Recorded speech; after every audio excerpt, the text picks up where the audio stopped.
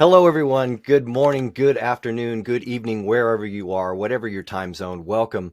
This is Digital Transformation Talk, and I am your host, Kevin Crane. Welcome to the show. We're here to talk about getting better value from your digital transformation initiatives. Now, have you heard or seen the statistic that nearly 70% of digital transformation initiatives fail? Do you find that hard to believe? I know that I did. And indeed, I went out and looked. And indeed, according to research from many places, including McKinsey, BCG, KPMG, Bain and Company, and others, the risk of failure falls somewhere between 70% and 95%. Wow. Why, I wonder? Researchers point to a number of reasons, but the top one is a lack of alignment to business outcomes and strategy with digital transformation. Most technologists and vendors included struggle to put digital transformation in financial terms and a business language and a business mindset that resonates on the balance sheet and in the view of executives. A lack of adoption within the organization also stands out as a major roadblock to digital transformation. Perhaps that's not as big a surprise. Most people really don't like change. I know I don't. And employees often and naturally resist changes to technology and process. So a great deal of consideration to managing the human part of digital transformation and change is needed, but often overlooked. Another big problem is simply distraction from all the minutia. Have you been there? Endless meetings, emails, discussing each and every technical detail. Attention to detail is great, but often analysis paralysis can set in, and it can seem like nothing really gets done, right? And this serves to slow our efforts and really cause us to fail. Other factors are involved as well: a lack of training, a lack of control, a loss of talent, key resources, and more. But could the real reasons that organizations only have a 10 or 20 or even 30% chance of success with digital transformation, could it be that we're paying attention to the wrong things? Focused on the technology solely and the minutia when we really should be focused more largely on the skills required for managing the human side of change and the business savvy and expertise needed to successfully align our efforts with the fundamental goals and objectives that measure the success of our organization. In this sense, perhaps it's only about 20% about the technology and 80% about the soft skills that we need for success. So tell us what you think today in this discussion, where we will be exploring how to get better value and success from your digital transformation initiatives. We have two great guests with us who I will introduce in just a moment, but I do want to say that we want to hear from you too. We'd like to encourage everyone here attending to participate today. After all, we're a big community of practitioners and experts, so please join in with your comments in the chat section. And if you have a question along the way for our guests, please enter that into the Q&A feature. I will be working to get them into the flow of the show as we have time, and perhaps we'll have a few minutes also at the end for your questions. So with that, I'd like to bring our guests on board today. Sue Bergamo is a global CIO and CISO and an information security expert. Sue, are you with us? Hello, Sue. There you are. Welcome aboard. Also with us is Susie Fahmy. Susie Fahmy is a Fortune 500 business innovation strategist. So we have Sue and Susie with us today. Susie, are you with us as well? I am. Hello, hello. Well, Sue, where are you calling in from, Sue? Sue Bergamo. Where are you calling in from? I'm outside of Boston. It's a nice snowy day here. Outside of Boston. I love Boston. And indeed, I know you guys are getting hit with snow. We are here in Portland as well, but nothing like out there in Boston. Man, I wish I was there with you in Boston today. And Susie Fahmy, Susie, where are you calling in from? Right outside of New York City. And yes, it's a beautiful blanket of white snow right now. New York and Boston, the two best cities in the United States, except for Portland, Oregon, of course. Well, welcome, Susie, and welcome, Sue. Thank you so much for being on board today. Look, we're here to talk about getting better value from our digital transformation initiatives, the systems and the efforts that we put into place to do that. And to start us off today, I'd like to point our attention to a recent article from Deloitte, authored by a team of Deloitte analysts, including Tim Botke, who will be a guest on this show coming up here on April 25th. But the article is titled Unleashing Value from Digital Transformation, the Paths and the Pitfalls. And it investigates an analysis of 10 years of financial disclosures from more than 4,000 global organizations. It explores where digital transformation actions can increase enterprise value and perhaps just as importantly, where it can erode value. I found it really interesting, according to the article, and know that it's up here in the chat, so folks can go and look for themselves. You tell me. But according to the analysis, the right combination of digital transformation actions can unlock as much as $1.25 trillion in additional market capitalization across all Fortune 500 companies. That's, in other words, a ton of money. But the wrong combinations can actually erode market value, and analysts say putting more than 1.5 trillion at risk. So wait a minute, according to this, there's more at risk for organizations than there is potential opportunity. And Deloitte warns us that getting digital transformation right takes more than just ambition and bold investments. So my question to us today is, what does it take? Susie and Sue, what do you feel are the essential elements of digital transformation and the strategy that will ensure that we actually capture the advantages versus the other way around? Sue, what do you think? What is the best framework that we should be going on? How should we build an understanding of how digital transformation can really take advantage of those advantages in profit? Kevin, thank you for asking me that. What I have found in my experiences when I've entered into a digital transformation initiative is that many times a vendor will throw a technology at you or convince a company to go ahead and implement something that's very large, if it's, ERP or CRM or, pick one that's out there. But companies go into digital transformation very blindly. I thought that the article that Deloitte wrote was actually probably one of the best ones that I've seen in a long time around what it takes to do a digital transformation. And for me, the winning recipe is people, process, and technology. If you focus just on one avenue, and a lot of companies don't take into consideration all three tenets, you're going to miss the boat and you're going to miss the initiative, which is then going to put the organization at risk. 70% failure rate, 95% failure rate. That is pretty scary. Susie, what's your take? What do you feel are the essential elements, and why are we missing that opportunity? Why such a high failure rate? Yeah, agree, and thank you for giving me a chance to speak about this. I mean, in all the technology transformations that I've been involved in, it always starts with the business. Understanding where the business is going or what the business is lacking to create things like better customer experiences or more operational efficiency, or to help from a security perspective. Those are three major key pillars of a good digital transformation. And in each of these, you need to get to the heart of the business, which are the people, to show them the value of what life is today versus what life could be tomorrow. Because if they're not brought in, if the culture doesn't adopt it in the heart and people can see how they are still needed and how this change is not a threat, but something that's going to benefit their day-to-day work and still make them valuable, you're going to, technology for technology's sake is not going to do anything. Plus, the people will stop even the best technological changes. That's right. I know I don't like any change. I always park in the same parking spot, much less change my systems that I use for work every day. Now, Susie, you mentioned it starts with the business, and that seems self-evident, but the article goes on to summarize some of the findings in the Deloitte study, which are rather extensive, as you mentioned. The authors stress that the linkage between what they call strategy and action, they talk about action, is the determining factor in any company's ability to get the most value from its digital transformation initiatives.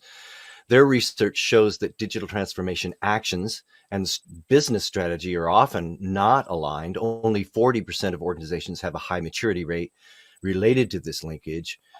As a result, digital transformation was nearly 3 times less impactful for those organizations. But get the alignment right, however, and the analysis found that organizations actually could double the impact and value of digital transformation. So clearly, the link between business strategy and technical action is super critical. How do we make that linkage? What is your experience, Susie, in this linkage between strategy and action in high-tech change? Yeah.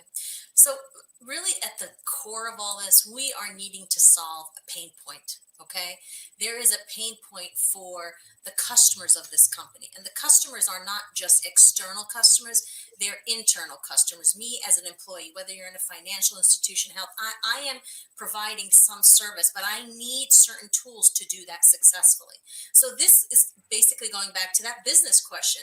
From a business perspective, where are we lacking? Where are the pain points for external or internal customers? And when I can correlate my strategy to removing that pain point, to making something more operationally efficient, easier, faster, better, that is where now I start to win the hearts and the minds of the people. But if I'm just having, here's a technology that will do X, but that has nothing to do with my pain or my business strategy, which typically a strategy for any company has to bring the company from good to better, from bad to better. Everything there needs to be some improvement. But you always have to go back to the business. Where is the business today and where does the business have to be tomorrow? And to continuously have that strategy, without a strategy, you're just basically plugging in some new technologies. And you're not going to have any momentum that will show you a profit. So if I'm not constantly checking with the strategy, I mean, there are people that are implementing something, but they don't, does it match the strategy? Does the strategy match the business needs? So it all starts again with the business and the strategy that will help the business, and then the technology that follows to create that path going forward. I'd like to add Sue, to I know what. when. Oh, Please go go ahead, ahead. Sue. Yes, please. I was going to say, I'd like to add to what Susie was saying. So she's absolutely correct. You have to pick a pain point and then go after that pain point in your digital transformation strategy to figure out where it needs to go, how it needs to evolve. And one of the things that I've done over the years is, first off, you talking to your business people about their pain, right? And what's the outcome that's needed. And then going after the workflow and the use cases one at a time. I do lean sessions and literally break it down to show people where the inefficiencies lay in the current processes and then how to create a new process. For global companies, that process, that new workflow should be enterprise wide. And you'd be surprised at how easy it is when you get the right people involved to come up with something that's brand new and more efficient than what they're currently doing, involving the people that are involved in the process today. They know exactly where the pain is. The other thing that I'd like to also say is that a lot of these big vendors, and I'm going to use ERP and CRM because they tend to be at the heart of the digital transformation usually. These vendors have spent a lot of time, money, and resource coming up with industry standard workflows. And one of the first things that I always advise companies on when they're getting into a digital transformation strategy is don't recreate the wheel. If you need to be unique, your company's different, these are the red flags for me. In that you need to basically undo everything that the vendor has figured out, then you're approaching your digital strategy completely incorrectly, and I think it's going to increase your failure rate. You're not so special necessarily. You're not as unique as you perhaps think. You're not. Now, Sue, I know when we were talking. I know when we were talking before coming online today, you mentioned really it starts with really defining what digital transformation is for you, and I think that sort of gets into what Susie's also saying. Okay, digital transformation can mean a lot of different things to a lot of different organizations, a lot of different people, but we need to define it in some practical and measurable terms. What does this transformation really need to do for us, and be able to measure that, and then look at ways that we can achieve that from that point of view versus the other way around. Do you feel that that is the big challenge that is really causing such a failure rate, Susie? I mean, to put it simply, again, it starts with where's my pain and what is the process today, the business process of which I interact. Because let's face it, for customers are no longer loyal to a brand. They're loyal to the experience that the brand provides. So if the business process involves a lot of static paper running back and forth, this is like the beginning of where, okay, I can digitize this. I can change. You don't necessarily want to digitize a process that's complicated or inefficient. You almost want to recreate the business process in a way that creates a smooth, personal transaction where it's personal, where it's it's thinking ahead. What is it that my customer needs? And that could be a lot of things, but the idea is we need to know where is the data that where am I storing the data? What type of data am I having? Because at the end of the day, whether it's CRM or ERPs, I am interacting based on data with my customers and I'm providing them a service. And if you take any business process, let's take something as simple as onboarding a new customer. That can be very painful. It could take months. But if I reorchestrate that business process or the journey of that business process, I can, from a simple thing, like where is the information about this customer? How am I going to interact with this customer so that every time they touch my brand, I'm not re-asking the same information, right? So in creating a digital transformation, I'm trying to create any process and make it digital, make it simple, make it, proactive, personal, and it could be any process, but that's really the beginning. Is where are the pain points? How am I interacting? Is there a lot of paperwork back and forth? Are things digital? Are things stored in one area? Even something simple like when I want to know what is the status of this particular business, where do I look? Do I have 5 databases? Is there a single source of truth of information? That's even a digital transformation initiative out of itself. Is like, where is the data and how can I access it? And I know the truth of it, where I don't have to touch 5 or 6 different sources and come back to you and say, oh, I'll get back to you, Kevin. I need to research it. That's simple. And then the process of actually interacting with you, is it painful? Is there any friction? Right. These are the things we want to remove Super. for a really good digital transformation. And it really, at the end of the day, is a journey transformation. We did business this way, and now we're going to do it this way, a more efficient, more digital methodology. And Sue, how do you define digital transformation? Is it this process-based focus that perhaps can give us some definition? I think it does start in the business. So I know it starts in the business. And if you look at your metrics and your KPIs as to what's holding your business back from growth, the data will show that where those pain points are. And each time that you find an area where growth can't continue because of some issue, that is where your digital transformation should start exploring. I'm not saying that digital transformation starts there, but you start exploring the overall issues that are facing your business. And from there, you can then create a strategy. Let me give you an example. Years ago, I advised a company. Their business was booming. They had so many customers. They were trying to grow. Everything was going right from a marketing and sales perspective. Internally, they couldn't process all the contracts fast enough because the systems were so old and antiquated and they weren't integrated, that it was very easy to find from a metric perspective what was the time frame for creating contracts, getting them out to the customers.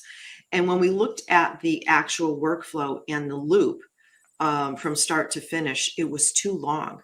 And that led to an overall discussion around a digital transformation that led to a strategy that led to several applications being implemented. So it wasn't just one thing, but it was one example, one item that came up that the company saw was a total impact to their overall growth.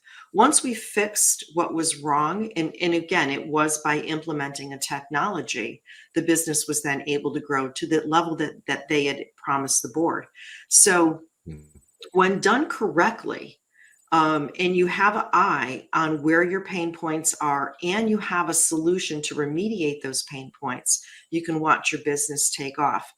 The other thing is, I just want to mention that in the chat, there is a comment about leadership being committed to changing the way the business gets done. And that comment is spot on. If you don't have top-down commitment across the organization from all the leaders that what you're embarking on is critical for the success or the growth of the business, you're probably going to fail in your digital transformation. It may be that not every department is involved in the digital transformation, but they need to be aligned to it, and they need to be supportive of what's going on. And that alignment is one of the first things that needs to occur in any organization before you sign the dotted line with any vendor and start embarking on this massive initiative. We are here today with Sue Bergamo and Susie Fahmy. We're talking about getting better value from your digital transformation initiatives. It's great to see the chat going.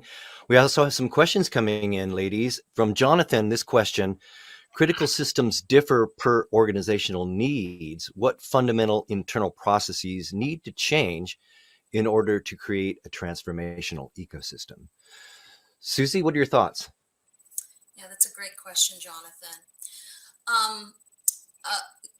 At the end of the day, the systems, the processes, you don't want to do a digital transformation where it's going to have you totally revamp what's there. The idea is to use what is in existence and integrate it into whatever it is you'll be adding and augmenting. So it's about augmenting and leveraging your data, right? Because all of these systems to just say, I want to get rid of this and start from scratch is definitely not the way to go. It would be too costly and not a smart way. The idea is to always look, where are the integration points? And what is it that I have that is of benefit that I can integrate and get to see an end-to-end kind of, it's like follow the data. What is the data that is needed for a particular interaction? And where can that data come from? It can come from multiple points. It can come from new systems and old systems.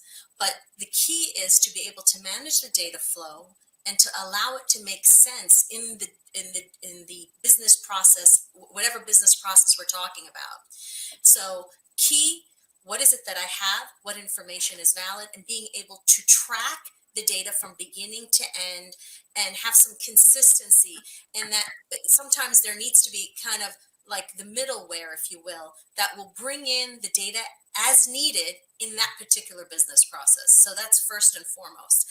And number two, the integration points of that have to be very critical. And of course, the security of that. Anytime you're doing integration or mixing and matching data, you need to make sure the security, the end-to-end security is managed and handled well. So what do you think about this question from Jonathan? Yeah, no, I think it's spot on. And to, capitalize on what Susie was saying, it's not only the security, but it's the visibility into the information. So again, I'm global, so I always work in an enterprise world where, again, you need to ask the questions. Who needs to see the data, right? And how much data do they need to see? So if something starts in customer success and it goes all the way to contracts in an end-to-end approach around your information, make sure that you have the right set of visibility, which is a security component.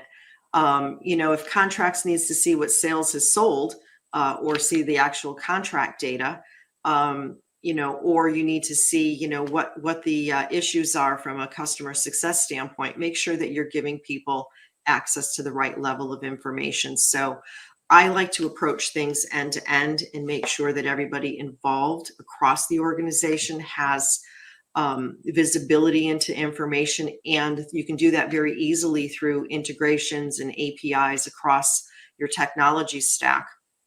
But don't give the cards away. Don't give everyone access to every piece of information. Make sure you're asking the right questions about the level of visibility that each organization needs to have, because otherwise, Right. from a security standpoint, and for global organizations, especially those that adhere to GDPR, you may have some issues with giving away personal identifiable information. So you have to take all these things into consideration during your initiative. All right, let's switch gears to some of our talking points or discussion points today. One has to do with empowering senior management to drive enterprise-wide digital transformation. You know, this is interesting because we often talk about the need to empower employees to innovate or the need to engender acceptance of change in the workforce. But let's talk about that same kind of empowerment at a senior and C-suite level. I've talked to many C-suite leaders who feel they can also struggle to get the support and buy-in that they need, not only to make digital transformation and innovation happen, but to just simply get the go-ahead and support to begin the effort. Susie, how can organizations empower senior management to drive enterprise-wide digital transformation? Right. So, Kevin, the thing that I've seen in my career is that at the end of the day, the C suite needs to see some tangible ROIs. They need to see this is where the business is today, and to implement this and spend this, and you have to kind of show, okay, this is the return on your investment, right? And at the same time, if I don't do this, what would continue to happen if I continue on the path I'm currently on? So they really need to see those numbers and the kind of before and after, as well as if I stay on the path. But numbers speak volumes, and that's really, at the end of the day, what helps them drive and also help them convince that, show the board at the bottom line. Because if I'm not going to see a positive impact, and I'm not going to go backwards, hurt myself, or, kind of be disintermediated, why bother? Right? Again, transformation for the sake of transformation, I don't care. So we really got to show them the numbers, and also showing them other similar, similar businesses and what they've done. Sometimes they want to say, well, what else have my competitors done, or where's the industry going? That, between the ROIs and seeing where the market is going, it's kind of like, well, I got to do something. Whether they're a leader or a fast follower, they're going to start to have to make some decisions. But to do nothing, again, show them what happens if we do nothing. So helping them, leading them through those discussions are critical. Sue, what's your experience and what your thoughts about C-suite level empowerment for digital transformation? I'm going to take it from the complete opposite approach. And I agree that ROI is the ultimate outcome. But what I'm counseling organizations, what I typically see is that their objectives and their goals for the year are completely misaligned. And just like the performance review, if you have more than 3 or 5 objectives and goals for the year, you can't focus. So I'm always counseling organizations, make sure that there's alignment in the C-suite as to the top critical, I'm going to say 3 to 5 goals that you have for the year. That gives you alignment, in every initiative that happens after you come up with those objectives and goals should be aligned to them. So, if you're out in left field with some project that's not aligning to your top 3, why are you doing it? You constantly have to ask yourself the question of why. And it's not that objectives and goals can't change, but organizations that constantly change their goals and objectives are just thrashing. They're not getting anything done because they're not focused. Their customers are impacted. Their employees are impacted. They're not completing anything. And especially when it comes to digital transformation, if it's not one of your top 3, then don't work on it, right? Because you're not going to get the traction and the focus that you need. You're not going to get that ultimate outcome, which is your ROI. So it needs to be front and center for everyone on the C-suite, and it needs to be reported on to the board. How are you doing? Are you on track? Are you spending to the budget? Are you over budget, under budget? And I also feel that a lot of companies make the mistake, if they've never taken on this type of effort before, oh, sure, we can do it. We have the skills. Well, maybe you have the skills, you have the business knowledge, but look for a consultative vendor that can help you come in and help you actually execute on your strategy.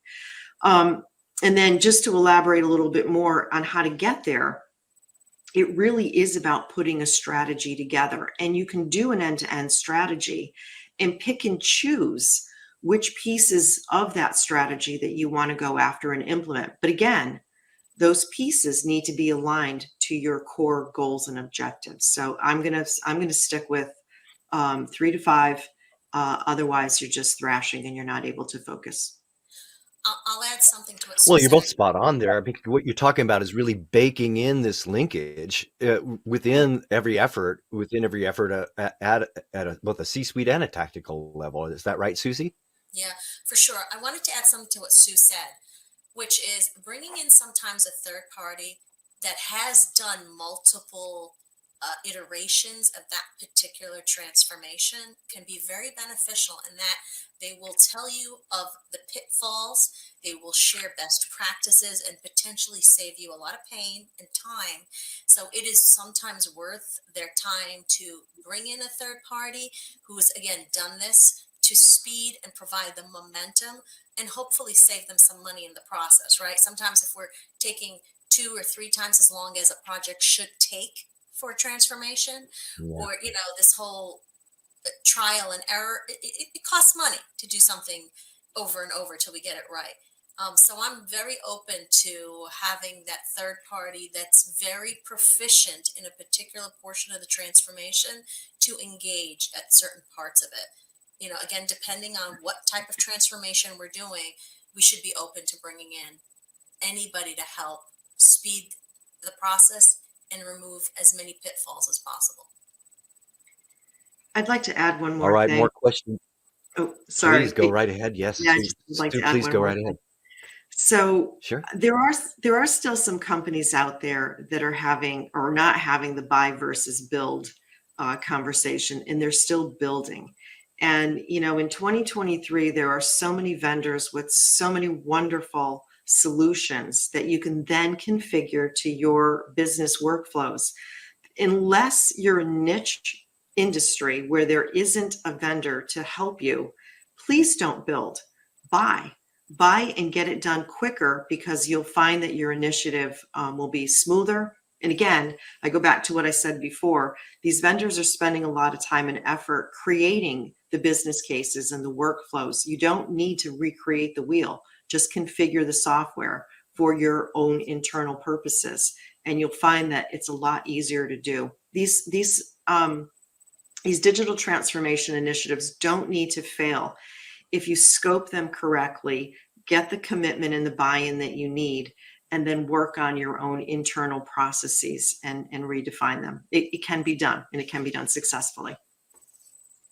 And believe it or not, vendors have spent, as you say, a great deal of time and effort becoming experts in these processes and the techniques and the technologies to get the process done, even if it's in a somewhat generic way. I mean, they are indeed the experts. We may or may not be the experts in our own process, especially in how to improve it and transform it in that sense. So do you feel, Sue, that as perhaps organizations become more adept at bringing on these sort of pre-made solutions, that the success rate of digital transformation, maybe in 5 years' time, we'll see that number go up? I do think that the number will continue to go up. Look, when you get involved in one of these initiatives, it's an all hands on deck, right? Like, it can't be one department saying, I'm going to make this digital transformation occur. It's a share the wealth moment, right? And so you're going to need commitment and buy-in, not just from internal departments, but also from external. And together, you create the strategy. You bring in a really good project manager, I can't state that enough, who understands the mechanisms and the need for this transformation effort. And that gatekeeper is the one who keeps it on board. From there, you've got to have oversight. You've got to have your C-suite, and somebody needs to be in charge of this effort, even if it's 2 co-chairs, business and IT. And, don't discount what the CIO is doing. They have had years of experience in bringing in and implementing technologies.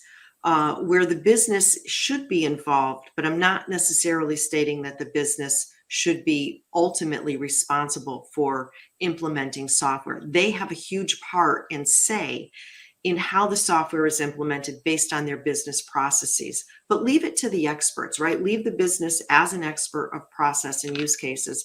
Leave IT in the process of the actual implementation, and then the vendors are there for overall support. And then, of course, you've got to manage the contract and the terms and conditions of that contract to make sure that everyone's meeting their obligations. Interesting, Susie or Sue.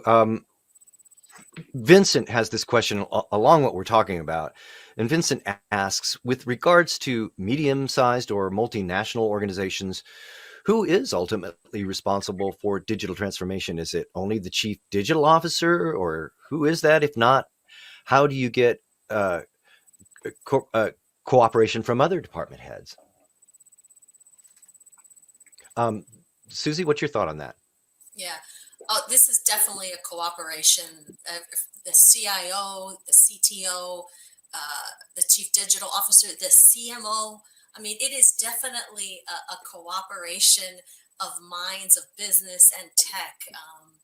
And at the end of the day, the question is what and why? And does this fit with our overall strategy? And going back to what Sue said earlier, right? We're focused on whatever, let's just say 3 initiatives. Are we within our business plan for the year?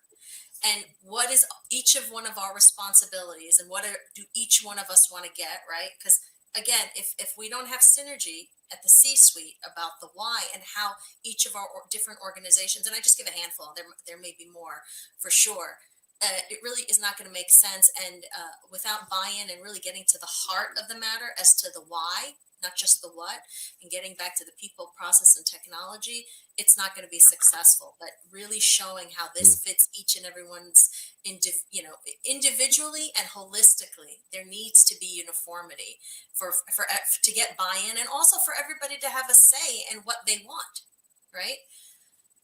I'd love to hear what Sue has to say on this as well.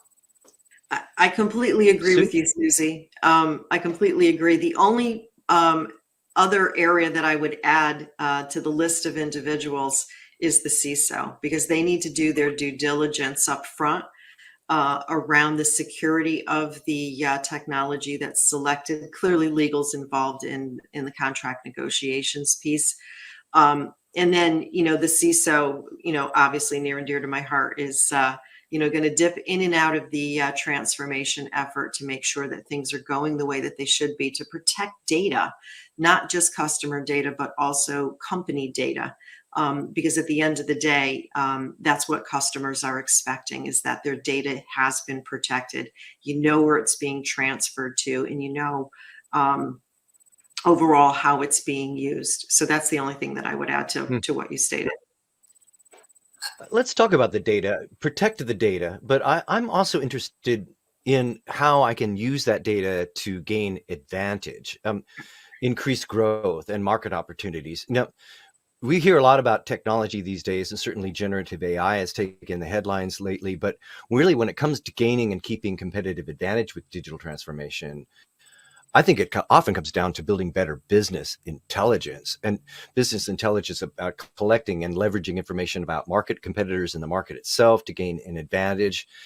And using predictive data analytics is one technique to do that. What are some ways that we can use data to really gain an advantage, and techniques that drive increased growth and new market opportunities? Sue, what are your thoughts on that as a CISO? Is that part of a CISO's scope of responsibility? And how do we build that sort of advantage into our data and our analytics efforts? It's not that it's not part of our scope, but we're not typically responsible for building the data. What we are responsible for is making sure that the data continues to be secure. The one thing that I think, in the overall digital transformation, I personally believe that the business intelligence and analytics part of the initiative in itself is its own separate digital transformation effort. And here's why. The data that you're getting access to and you're generating through your transformation effort is key to growing your business. It's key to identifying any additional issues. And it's also key to measuring if your digital transformation effort has been successful or not. So don't think that, if you throw a few reports at the business after your effort goes live, that you're done, because you're not. It's not only just having data and having reports, but it's also having the business intelligence skill internally to interpret what that information is telling you. And a lot of companies, unfortunately, think that, oh, well, my IT staff can generate a report and they can tell me what's wrong. The IT staff will absolutely generate the report and give you the data that you need. They'll slice it and dice it however you want them to, but they're not really skilled at understanding and interpreting the data. And that's where you got to bring in people with that business skill to say, what is this report? What is this data actually telling me? Where's the intelligence? And then on the flip side, it's getting the reporting mechanisms so that if the C-suite can then make some decisions around taking that data to the next level and changing things around if need be. Now, Susie, your take on predictive analytics in the few minutes, just a minute or two we have left. What are some techniques that are really driving increased growth and new market opportunities? This topic is very near and dear to my heart. I have to say, everything from being proactive and personal with your customers, the more data we have, we're able to really start to target what it is that we are doing for and with our customers, and how we are attracting and keeping them, as well as the security of my business. Those are just a handful of things. For example, data is everywhere. It's a matter of where am I going to capture it and analyze it. I could be aware of, there's some disgruntling, or there's some breach, some security breach. If I have some, SEC or whatever laws and regulatory things I have to be aware of, certain conversations should and should not take place. So from a speaking perspective, there's data. From data that I've gathered, whether it's directly with a customer or via email or whatever, there's a lot of data there. And even how I am interacting with a customer in the middle of it, is there friction? How can I improve it? And then from a money-making capability, not just fixing and protecting, but generating new revenue. Again, it's who am I going to target? How am I going to target them? And what information about this customer will be relevant to them? Where I'm not asking the same repetitive questions, but I'm providing them intelligence or things that they need because of the history of our relationship. All this data is just, again, everything from protecting to generating new revenue. All right, ladies, we're running short on time, but we have time. I'd like to try to squeeze in one last question or comment from Rebecca. In just the time that we have left, briefly, Rebecca says, abundance of available metrics data is the best and the worst thing about digital technology. Any thoughts on digital metrics best practices? Susie, I'll put it out to you real quick. What are your thoughts on digital metrics best practices? I would say find someone who understands what the metrics mean. Otherwise, it's just data. And data is key to any business and to their growth, but you really need to interpret what those metrics are. So if you don't have the skill internally, find someone who can do it for you. Susie, any last thoughts on data metrics? I would add folks in the data science world, that's kind of their forte. And there's a lot of AI that can also help derive information from that to take it to the next level. But this is an art and a science all of its own. All right. Very good. We have been here with Sue Bergamo and Susie Fahmy. Thank you, Sue and Susie, for being with us today. In just the time that we have left, I'm wondering if you could please provide us with one quick action item that our listeners and viewers can use to take advantage of the ideas and advice today. Sue, I'll start with you. 60 seconds. What's your action item for us today? Around the digital transformation, I would say that if the CEO doesn't see the need, then don't even start your digital transformation effort, because it has to start from the top down. And if you're going to embark on digital transformation, it has to go all the way up to the top, and you have to make your case on why it's important, and you better go armed with the information of those pain points. So that's my 60-second take on what to do. And Susie, what's our quick action item from you today? I would say remember the three key pillars of a digital transformation. It's ensuring really good customer experience, improved operational efficiency, and good end-to-end security. All right, very good. That is Sue Bergamo and Susie Fahmy. Thank you, ladies, for being with us today. And thank you, everyone, for your participation today. Join us again next week at 1600 GMT when we will talk with another great panel of experts next time about mitigating risks to your digital transformation. It should be another great discussion. And if you'd like to find me, you can do so on LinkedIn. I'm happy to connect there. Check me out. I'm Kevin Crane, and thank you for being with us today. I guess that will do it for this episode of Digital Transformation Talk. Until next week, I am Kevin Crane.